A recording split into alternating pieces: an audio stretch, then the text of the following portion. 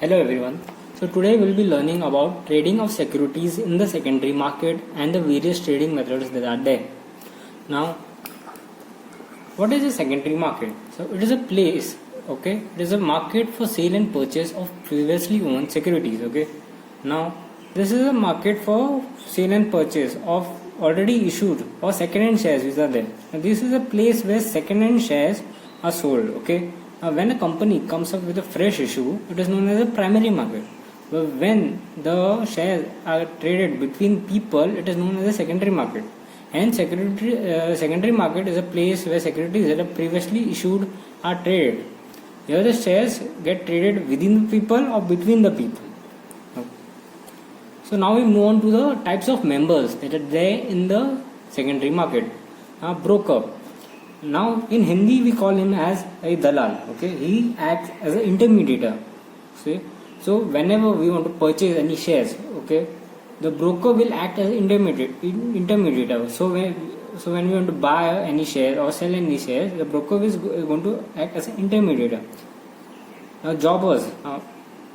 Jobbers are person who buy securities for themselves, okay, and sell it at a profit. So they buy only specific shares. These are people who trade in securities only for earning profit. So now bulls. Bulls are spectators that predict of which securities price is going to rise. Okay, so these are spectators that predict of which securities price is going to increase. Okay, these are the people who expect a rise in prices of the shares. Okay, you are always wanting for profit. So when in stock market actual profit occurs, and we say that it is a bullish market. Okay, next is bears. Spectators who predict a fall in share prices. So they predict that the share prices are going to fall. So they are spectators who expect a decrease in the prices of the shares. Okay. Now stag. Whenever new allotment is done, they buy it and sell it at a premium. So what happens here? They are also spectators who deals in new securities. So whenever a company comes up with a new issue or IPO, they are going to buy it, okay, at the time of allotment, and they will sell it at a premium. So now trading in the secondary market. Now exchanges. Now marketplace. It is a marketplace where securities, commodities, derivatives, and other financial instruments are traded. So now the main purpose is to ensure fair and proper trading of securities in the secondary market. Exchanges provide a platform for various companies, individual businessmen to buy shares, okay, buy and sell shares in the secondary market. Over the counter. So in over the counter, here non-listed companies stocks are exchanged, whereas in secondary market only listed companies stocks are exchanged. Okay. So in OTC there is a broker dealer network. So these securities do not meet the requirements to have a listing on the recognized stock exchange. So they are traded over in the OTC market. So dematerialization. Now it is a process where the securities that are held in physical forms are converted into electronic forms. So previously when the shares were issued, they were issued on paper base, or they were giving as a physical share certificate. So dematerialization is a process where physical share certificate is cancelled and it is converted into electronic form. So depository. Now depository are just like a bank, okay.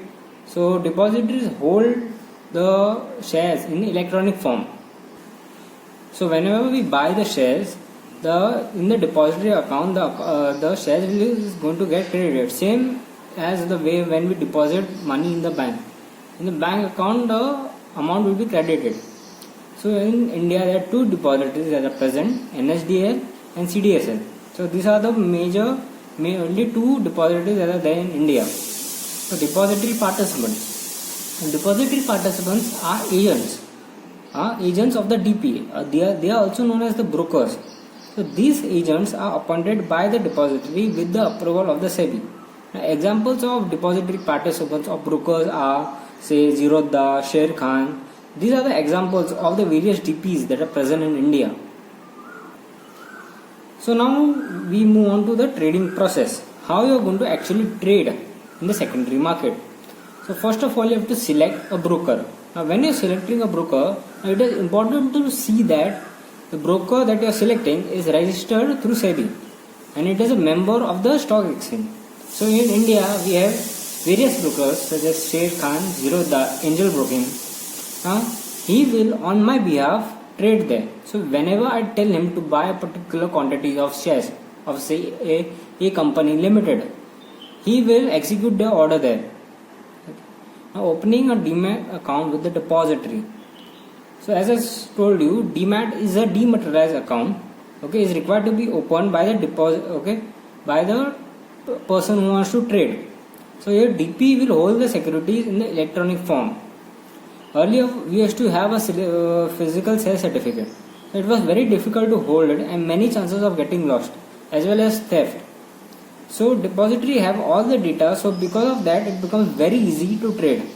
Even transfer of shares become very quick, can be done in a very quick process at also a very less cost. So the next step is placing of order.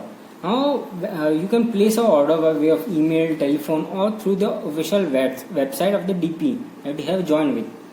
So here we can buy or sell and mention the price range in which we can order. Now while we are placing the order, there are various types of orders we can place. One is a market order. Now in market order, here as per the market price that is prevailing in the actual market, that is the live market. So whenever we go to purchase the shares and we select a market order, so whatever price that is prevailing in the market, at that particular price the shares are going to be bought. Now limit order. So in limit order, here I am going to decide at what particular price I am going to buy.